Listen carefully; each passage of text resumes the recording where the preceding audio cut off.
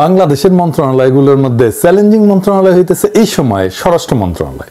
কেন যে হাঙ্গেরি উপদেষ্টা এই মন্ত্রণালয় নিচে জানি না, বেচারার জন্য আমার মায়ে লাগে। কেন চ্যালেঞ্জিং? কারণ এই মন্ত্রণালয়ের ইনস্টিটিউটগুলা সরাসরি নিপীড়নের সাথে যুক্ত ছিল। পুরা পুলিশ বাহিনী থানা টানা ফেলায় পলায় গেছে, ট্রাফিক পুলিশ পর্যন্ত পলায় গেছে। জনগণের মধ্যে পুলিশ সম্পর্কে ঘৃণা এমন চরম পর্যায়ে পৌঁছাইছে যে পুলিশ থানায় বসতে ভয় পাইতেছে। পুলিশ মারাও গেছে অনেক, মায়ের ট্যাঙ্কে রেখেছে। শুধু তাই না, হাসিনা পলায়নের পরে আনসার বিদ্রোহ সামলাইতে হয়েছে। আমি পুলিশ সংস্কার নিয়ে একটা এপিসোড করেছিলাম, এই যে এটা সাজেশন দিছিলাম ছাত্রদের মধ্যে থেকে কিভাবে পুলিশ নিয়োগ দেওয়া যায়। সরকার ট্রাফিক পুলিশ ওই আইনেই নিয়োগ দিছে, আমারটা দেখে দিছে কিনা জানি না, দিলে ভালো, না দিলে অসুবিধা নাই। যাই হোক, সমস্যা কলে মেটে নাই। পুলিশের মরাল বাড়ানোর চেষ্টা না করলে, পুলিশের সাথে জনগণের দূরত্ব না কমলে দীর্ঘমেয়াদে বাংলাদেশে বড় ধরনের সংকট তৈরি করবে। আমাদের হইতে হবে সৃজনশীল এই সমস্যা মোকাবেলার জন্য। আমি এটা নিয়ে স্বরাষ্ট্র উপদেষ্টার সাথে সরাসরি কথা কইতে চাইছিলাম, তো উনাদের তো মেলা কাম আর কি চাও, উনারা মেসেজ পাঠাইছিলাম। তো স্বরাষ্ট্র উপদেষ্টা আমার ফোন দেওয়ার টাইম হয় নাই। আমি একটা জিনিস বুঝি না, ওনারা তো পলিটিশিয়ান না, পাবলিক ফিগার না, যে এলাকায় যাইতে হয়, দলের লোকদের টাইম দিতে হয়, মিটিং করতে হয়, রাজনীতি করতে হয়, তারপরেও ওনারা টাইম পান না। আমি নিজে থেকে কতজনের সাথে কথা বলি, দেখেন শহীদ পরিবারের সাথে কথা বলি, আপনারা তো জানেন। এমনকি আমি একদম মাঠের কর্মীদের সাথে কথা বলি, আন্দোলনে মাঠের ছাত্রদের অনেকের সাথে কথা বলি। আমি টাইম পাই, ওনারা টাইম পান না। তবে একটা পলিসি হিসাবে আমি নিজে থেকে উপদেষ্টাদের ফোন টোন দিই না, ওনারা দেন। ওনারা যদি ফোন দেন তাইলে টাইম দিই। দায়টা ওনাদের, আমার না। ওনারা দায় বোধ করলেই আমি ওনাদের সাহায্য করব। এমনকি আমি প্রফেসর ইউনূসেরও বলছি যে স্যার, আপনার প্রয়োজন হইলে আমরা কল দিয়েন বা মেসেজ পাঠায়েন, যদি কখনো মনে করেন আমার সাথে আলাপ করার দরকার আছে, কল দিয়েন, আমি আছি। তবে উনি জানাইছেন আমার এই যে ওনার সরকার নিয়ে আমার এই ক্রিটিসিজম গুলো জরুরি আর দরকারি মনে করেন। উনি বলছেন আমি যেন কাজটা চালায় যাই। তো যাই হোক, প্রফেসর ইউনূসকে ধন্যবাদ। আপনাদেরও জানা থাকলো যে ওনার সাথে আমার যোগাযোগটা আছে আর কি। যাই হোক, এখন আমার ক্ষুদ্র ভ্রাতার ভগিনীরা কইতে পারে যে দাদা, আপনি উপরে উপরে সমালোচনা করেন, এত বাম্বু দেন আর তলে তলে টেম্পু চালান। যাই হোক, প্রসঙ্গে আসি।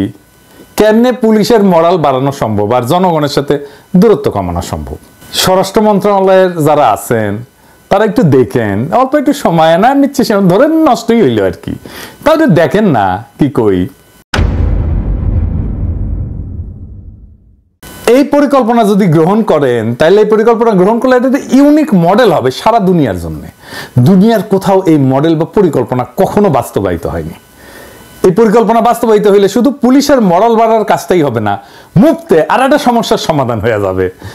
তো এই কথাটা করার সময় আমি আমার পেশাদার জীবনের, প্রফেশনাল ক্যারিয়ারের একটা বেদনার কথা বলি আর কি, আমার ক্ষুদ্র ভ্রাতার ভগ্নীদের জন্য। আপনারা হয়তো সৃজনশীল কোনো সমাধান দিলে ইনকা একটা প্রবলেমে পড়তে পারেন। আমি যতগুলো ইউনিক সলিউশন দিছি আমার পেশাগত জীবনে, বেশিরভাগ ক্ষেত্রে উত্তর আসিছে আমার বসদের কাছ থেকে যে এটা কেন আর কেউ আগে করে নাই।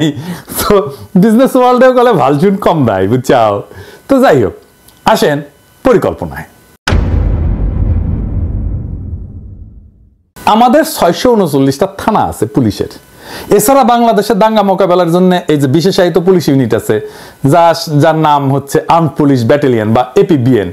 এপিবিএন এর অধীনে 14টা ব্যাটালিয়ন আছে, মোট 64টা পুলিশ লাইন আছে। এছাড়া মেট্রোপলিটন এলাকাগুলোর জন্য আলাদা পুলিশ লাইন আছে। এছাড়া হাইওয়ে পুলিশ আছে, ইন্ডাস্ট্রিয়াল পুলিশ আছে, রেল পুলিশ আছে। ফাইনালি সারদায় পুলিশ একাডেমি আছে। এছাড়া দেশের বিভিন্ন স্থানে আঞ্চলিক পুলিশ প্রশিক্ষণ কেন্দ্র আছে। তো সারদা পুলিশ একাডেমি নিয়ে আমার একটা বিষয় ছিল, আমার ভিডিও যারা হাসিনার আমলে দেখেছেন তারা জানেন, আর কইলাম না। তো এডিটর সাহেব না ঘোড়ার আওয়াজ দেন না, বুঝছাও। এটা এখন আমার যারা পুরানা দর্শক তারা জানে এটা কি। প্রফেসর ইউনূসের উপদেষ্টা মন্ডলী শুনে রাখেন, হাসিনার মন্ত্রীদের কালে ওই সারদা একাডেমির ঘোড়ার থেরাপি দিতাম নিয়মিত। এডিটর সাহেব আর এবার সাউন্ড দেন, আপনাদের যেন দিতে না হয়। আমি কালে থেরাপি দিতে দ্বিধা করবো না, বুঝাও। শুনে নিয়েন এই থেরাপিটা কি জিনিস। যাই হোক, এই সমস্ত জায়গায় যেগুলো কথা কইলাম, এই যে পুলিশের যতগুলো অফিস আছে, থানা আছে, ইত্যাদি ইত্যাদি, এই জায়গায় মূলত থানাগুলোতে যোগ্যতা অনুসারে 2 বা ততোধিক এই বিপ্লবে আহত ছাত্রদের নিয়োগ দেওয়া হোক পাবলিক রিলেশনস অফিসার হিসেবে। সারদা একাডেমি এবং পুলিশ ট্রেনিং একাডেমিগুলোতে ট্রেনার হিসেবে নিয়োগ দেওয়া যেতে পারে, পুলিশ লাইনে সাপোর্ট স্টাফ হিসাবে। কিন্তু থানাগুলোতে যেখানে জনগণের সাথে যোগাযোগ, সেখানে পাবলিক রিলেশনস অফিসার হিসাবে। পুলিশ নিজে দেখবে তাদের দানব হয়ে ওঠার ফল কি হয়েছে। তাদের সামনে নিরন্তর একটা জ্বলন্ত উদাহরণে ঘুরে বেড়াবে আহত ছাত্র জনতা। পুলিশের মধ্যে রিমোর্স বা অপরাধ বোধ ঢুকবে। তারা এরপরে নির্মমতা করতে গেলে ওই আহতদের ছবি তাদের চোখের সামনে ভেসে উঠবে। আবার উল্টা দিকে দেখেন, একজন সাধারণ মানুষ যখন থানায় সেবার জন্য আসবে, সে দেখবে এই বিপ্লবে আহত ছেলেদের কাজ করতে, সেবা দিতে। স্বাভাবিকভাবেই জনতার হৃদয় আর্দ্র হবে, পুলিশের প্রতি তার কঠোর মনোভাব পরিবর্তিত হবে এবং জানবে আহত ছাত্র একজন পুলিশ। পুলিশের জনবিচ্ছিন্নতা কাটবে। এই আহত ছাত্ররা বিশেষ পোশাক আর টুপি পরতে পারে, যেমন লাল টুপি পরতে পারে। এই ব্রিগেডের একটা আলাদা নাম দেওয়া যেতে পারে, যেমন ধরেন জুলাই ব্রিগেড। ভেবে দেখেন, দাঙ্গা পুলিশের অপারেশন হয়ে যাচ্ছে কোথাও, আর দাঙ্গা থামাইতে সামনে ক্র্যাশে ভর দেওয়া 10-12 জন জুলাই ব্রিগেডের সদস্য আহত ছাত্র জনতা। ওইখানে পুলিশের কোনো অ্যাকশনে যাইতে হবে না।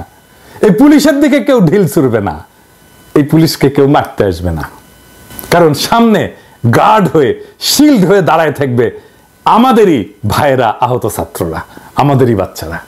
পুলিশের নির্মমতা সারা দুনিয়াতেই গেল একটা সমস্যা। এই মডেল সারা দুনিয়াতে পুলিশের নির্মমতা দূর করার ক্ষেত্রে এক যুগান্তকারী পদক্ষেপ হইতে পারে। পুলিশের নির্মমতার শিকার পুলিশেই নিয়োগ দেওয়া হবে। এই পরিকল্পনাটা অত্যন্ত, বুঝতেই পারতেছেন যে ইউনিক এবং মানবিক দৃষ্টিভঙ্গি দিয়া চিন্তা করে বাইর করছি আর কি, যা সারা পৃথিবীতে নজিরবিহীন। এটা শুধু বাংলাদেশের মতো উন্নয়নশীল দেশগুলোতে না, এমনকি উন্নত দেশগুলোতেও একটা যুগান্তকারী মডেল হিসেবে প্রতিষ্ঠা হইতে পারে। আসেন আমরা দেখি এই পরিকল্পনার ইউনিক দিকগুলা কি কি।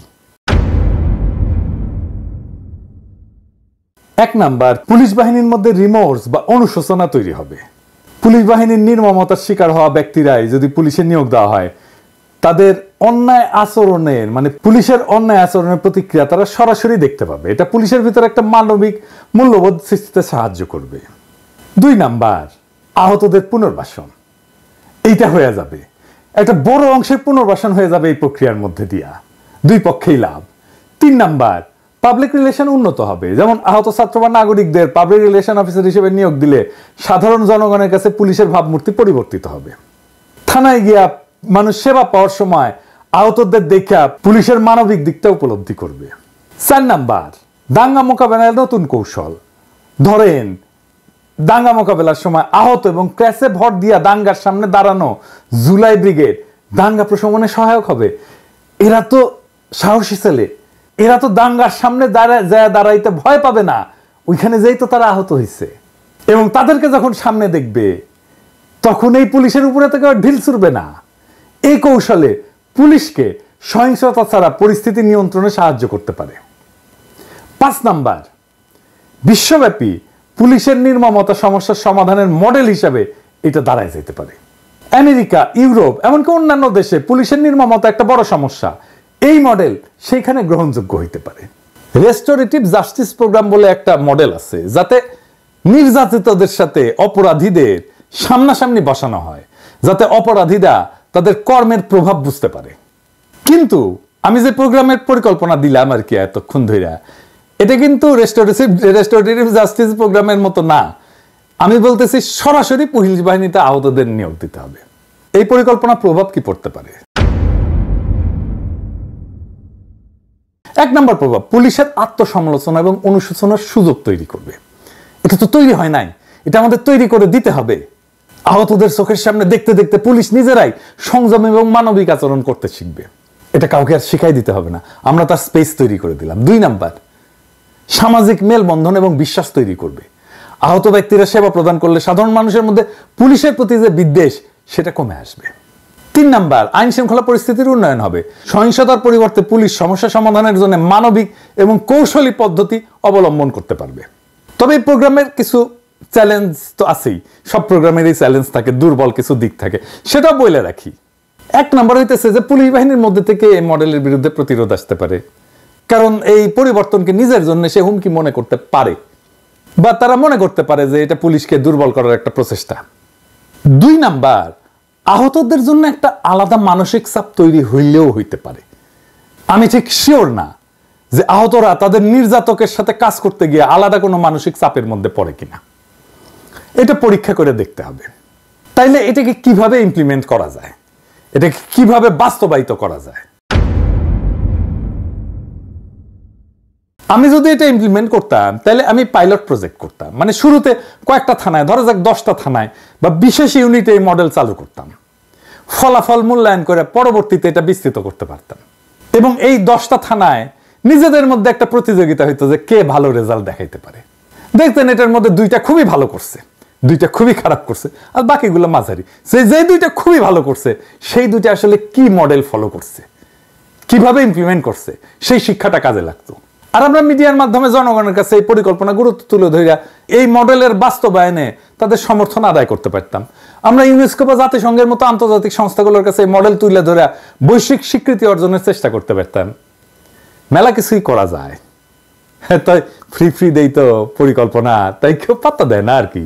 তার উপরে বগরের ভাষায় কথা বলি তো, আমি তো আবার শিক্ষিত না, বুঝছাও, 2 পয়সার ইউটিউবার, তো কই আর রাখলাম আর কি। প্রফেসর ইউনূসের সরকার করুক না করুক, অন্য কোনো দেশের সরকার তো বাস্তবায়ন করতেও পারে এই পরিকল্পনা।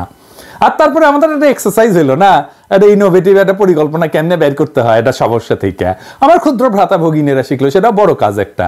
ধরেন 2 পয়সার ইউটিউবের পরিকল্পনা যদি একটা কনসাল্টিং ফার্ম মেলা টেকা দিয়ে বেনে দেয় না, তখন দেখবেন যে সবাই কবে দেখিস কি ফাইন পরিকল্পনা।